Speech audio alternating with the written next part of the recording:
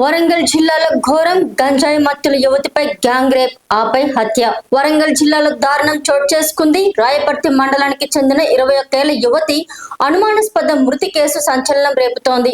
ఆమెను 4 యువకులు కిడ్నాప్ చేసి గంజాయి మత్తులో సామూహిక అత్యాచారం చేసి అనంతరం ఉరివేసి హత్య చేశారని కుటుంబ సభ్యులు తీవ్ర ఆరోపణలు చేస్తున్నారు. బుధవారం రాత్రి యువతిని నిర్జన ప్రదేశానికి తీసుకెళ్లి ఈ ఘాతుకానికి పాల్పడ్డారని, తీవ్ర రక్తస్రావంతో బాధితురాలు చనిపోవడంతో నేరాన్ని దాచేందుకు ఉరివేసినట్టు అనుమానం వ్యక్తం చేస్తున్నారు.